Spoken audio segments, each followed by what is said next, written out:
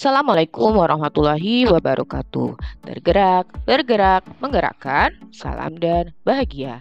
Izinkan kami, kelompok 3, calon guru penggerak angkatan 9 dari Kabupaten Kebumen, Waracayan dari Siti Fatimah Joko Suprapto untuk memaparkan unggah tugas ruang kolaborasi modul 3.1, pengambilan keputusan berbasis nilai-nilai kebajikan sebagai pemimpin. Selamat menyaksikan ikut kasus dari kelompok 3 yang kami angkat. Seperti biasanya, sekolah mengadakan rapat pleno kenaikan kelas menjelang akhir tahun ajaran yang dihadiri oleh kepala sekolah, seluruh wakasek, wali kelas, serta guru BK. Salah satu kriteria kenaikan kelas yakni presensi alfa yang tidak lebih dari 3 jumlahnya. Ibu Sudaryani sebagai wali kelas 12 PKM 1 melaporkan bahwa beberapa siswa di kelasnya memiliki presensi alfa lebih dari 3 jumlahnya. Bapak Basikun selaku kepala sekolah meminta kepada Ibu Sudaryani dan seluruh wali kelas untuk tidak menuliskan presensi alfa lebih dari 3 jumlahnya di rapor siswa. Hal ini dikarenakan jika siswa memiliki presensi alfa lebih dari 3 akan kesulitan mencari pekerjaan nantinya.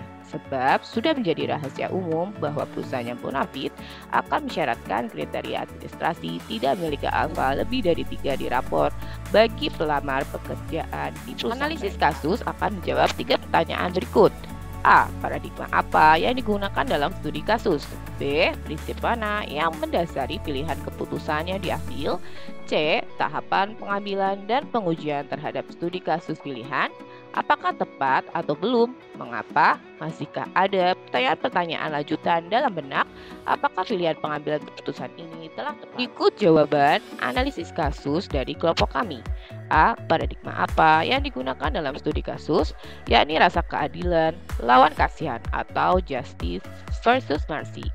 Dilema etika terjadi saat Bapak Basikun selaku kepala sekolah meminta kepada Ibu Sudaryani dan seluruh wali kelas untuk tidak menuliskan presensi alfa lebih dari 3 jumlahnya di raport siswa kelasnya karena ada rasa kasihan dan khawatir akan menyulitkan siswa tersebut mendapatkan pekerjaan setelah lulus nantinya.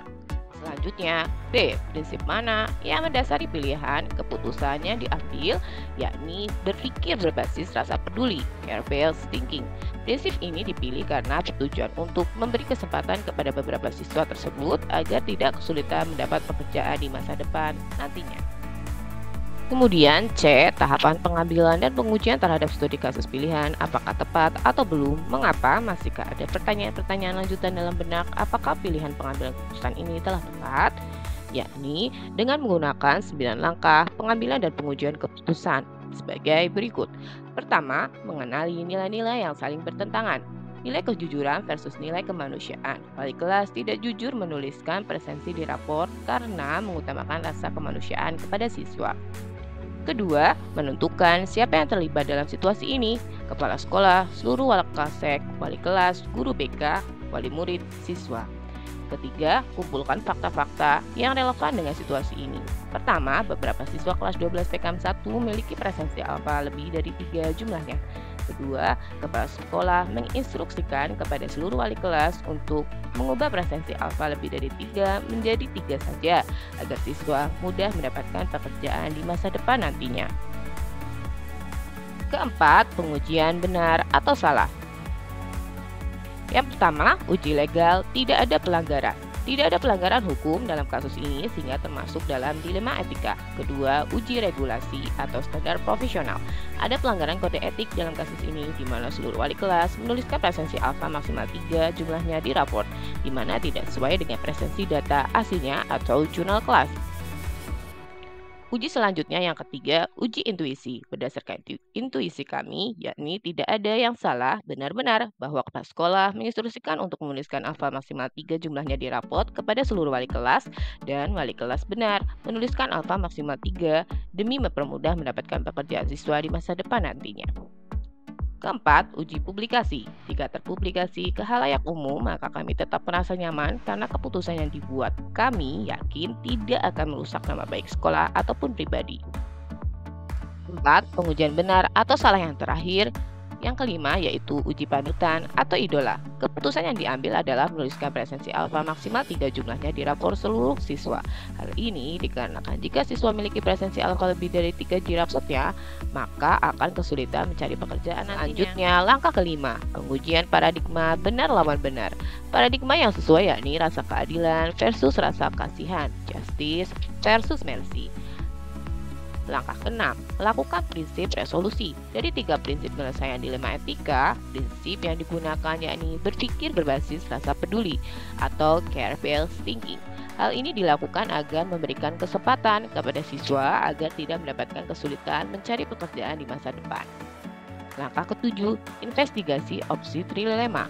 Siswa yang dituliskan presensi alfa hanya 3 pada rapotnya diberikan himbauan kepada wali murid yang bersangkutan mengenai data presensi yang asli dan mengajak untuk bekerjasama, memantau dan meningkatkan disiplin siswa di waktu mendatang.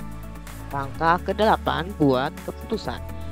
Keputusan yang diambil adalah menuliskan presensi alfa maksimal 3 jumlahnya di raport seluruh siswa. Hal ini disertai himbauan kepada wali murid yang bersangkutan mengenai data presensi yang asli dan mengajak untuk bekerja sama, memantau dan meningkatkan disiplin siswa di waktu mendatang. Langkah ke-9 yang terakhir, lihat lagi keputusan dan refleksikan. Beberapa siswa, 12 PKM 1 dan semua siswa, tanpa terkecuali yang memiliki presensi alfa lebih dari 3 jumlahnya, maka hanya ditulis 3 saja di raportnya, agar tidak mempersulit mencari pekerjaan setelah lulus. Namun hal menarik dan hal tidak menarik yang kelompok kami temukan.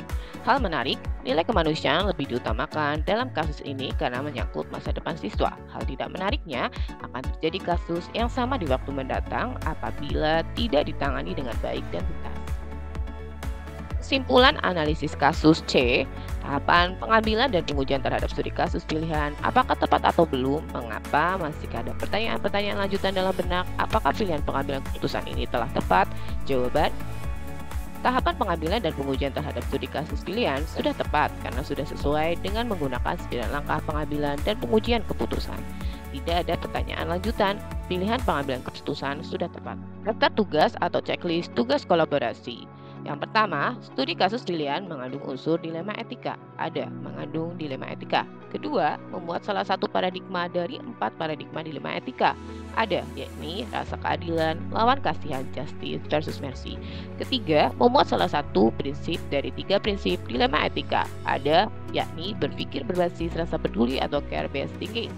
Keempat, memuat 9 langkah pengujian untuk menguji ketepatan pengambilan keputusan. Ada, yakni mengenali nilai-nilai yang saling bertentangan hingga lihat lagi keputusan. Dan selanjutnya, yang kelima, membuat hal-hal menarik atau tak terduga yang ditemui dalam menganalisis studi kasus pilihan. Ada, nilai-nilai kemanusiaan lebih diutamakan dan perlunya tindak lanjut yang dipantau. Keenam, hasil penugasan masing-masing anggota telah diserahkan sebelum tenggat waktu. Ada sebelum unggah rukol. 7. Setiap anggota telah menyepakati paradigma, prinsip, dan hasil pengujian yang telah disepakati bersama dan siap mempresentasikan ke forum. Ada siap. Dan terakhir, ke-8, hasil pengeditan terakhir telah dilakukan masing-masing anggota. Ada, ya sudah. Sekian dan terima kasih. Kurang lebihnya mohon maaf. Wabillahi taufiq wal hidayah. Wassalamualaikum warahmatullahi wabarakatuh. Tergerak, bergerak, menggerakkan, salam dan bahagia.